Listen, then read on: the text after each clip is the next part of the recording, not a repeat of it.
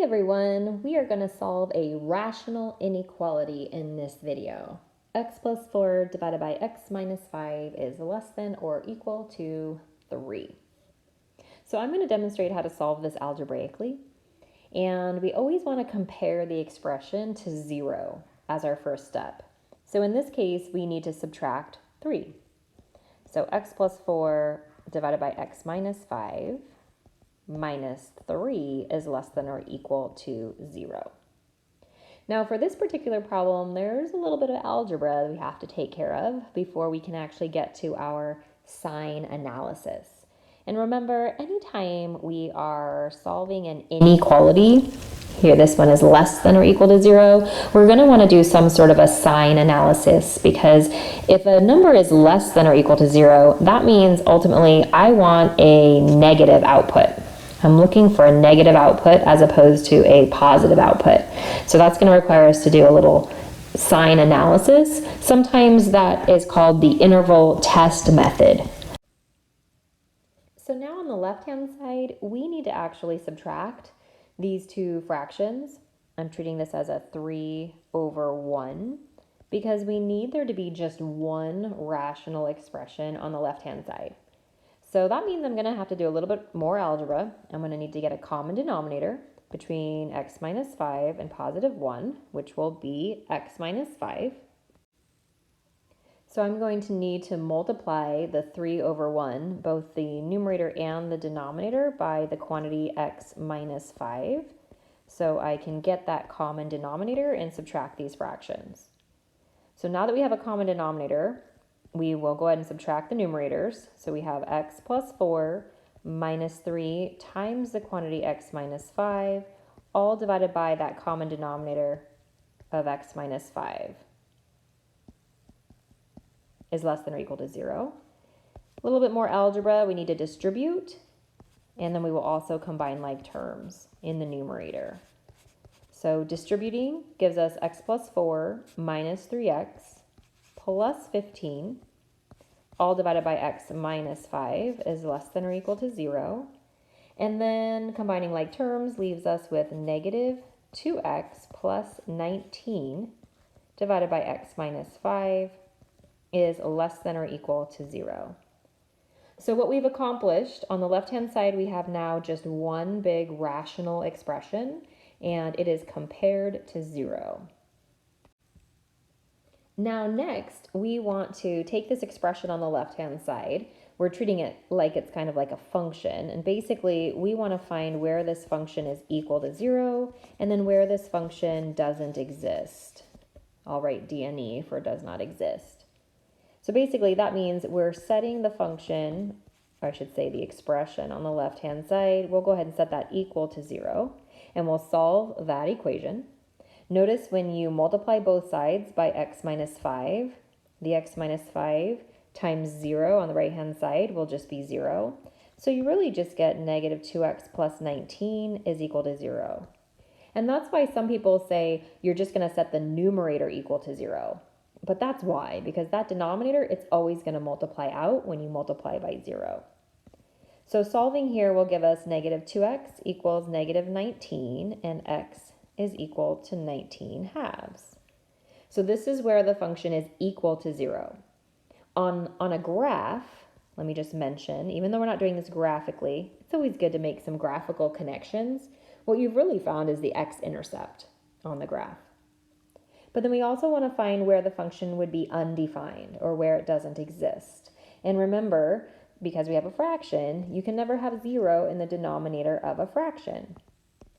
So we know the function will be undefined when the denominator is equal to 0, and that will be when x is equal to 5. So once again, when you think graphically, on the graph of this function, x equals 5 would be a vertical asymptote. That's going to be a domain restriction. So once you have found where the function is equal to 0 and where it's undefined, then these are going to be your boundary points. These are the values we're going to put on a number line, and we're going to do a sign analysis around these values. Now it's important that you put them in order on the number line from smallest to biggest. So x equals 19 halves is really 9.5. So be sure that you put 5 first and then 9.5 second. And now we are going to basically test values that are around these numbers. Sometimes we call these our boundary points. So we're going to test a number that is smaller than 5, and you can test any number smaller than 5. So I always like to choose 0 if possible, but you could test 4 or 3 or -10, any value smaller than 5. Then we need a value between 5 and 9.5. I'm going to choose 6. And then a number bigger than 9.5. I'll choose 10. Now when we're doing the testing, we are testing back into this expression right here, -2x plus 19 divided by x minus 5. So I'm actually going to rewrite that here next to my number line just for reference. So we're not testing in the original, but rather I'm choosing to test in the expression where we had already gotten a common denominator and rewritten it as one rational expression. So I'm going to take x equals 0, essentially, my first test value, and I'm just going to be substituting it in for x in this expression. And I'm keeping track of whether or not my output is positive or negative. So if I substitute 0 in for x, -2 times 0 is 0, plus 19, that's a positive number. Now I'm not even going to bother really keeping track of the value, I'm only going to keep track of the sign. It gives us a positive in the numerator. Now substituting 0 into the denominator, 0 minus 5, that gives us a negative. So we have a positive number on top, a negative number on the bottom. A positive divided by a negative results in an overall negative answer. So this means that any value that I choose that is smaller than 5, when I plug that into this rational expression, I'm going to get a negative output. So I'm going to put a little minus sign on the number line, and I like to actually put it below the number line because I can't help but think graphically here that when I get a negative output, that really means a negative y value on the graph, and that means there's a part of this graph that is below the x-axis here. Now I'm going to repeat this process, but I'm going to do it for my next test value, which is going to be x equals 6. So substituting in 6 for x this time, -2 times 6 is -12, plus 19 gives us a positive in the numerator. Subbing in 6 on the bottom, 6 minus 5 is also positive, and a positive divided by a positive is overall positive. So now choosing our last test value of positive 10, doing the same thing. -2 times 10 is -20, plus 19 is a negative, and 10 minus 5 is a positive, and a negative divided by a positive is overall negative.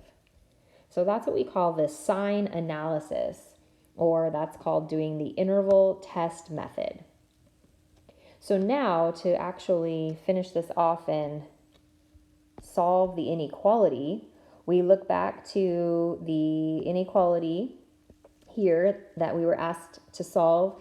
We want this to be less than or equal to 0, and numbers that are less than or equal to 0 are negative numbers. So that means that the negative intervals here, the intervals that gave us the negative outputs, those intervals are where our solutions are. So there are 2 intervals, everything smaller than 5 and then everything greater than 9.5. However, we have to think a little bit more closely about whether we should include 5 and whether we should include 9.5. So to figure that out, we have to look really specifically at the inequality sign. And this inequality here is less than or equal to. So it is okay to include values that will give us 0 as the output. So looking back at x equals 5, notice here, x equals 5, that was a place where the function was undefined.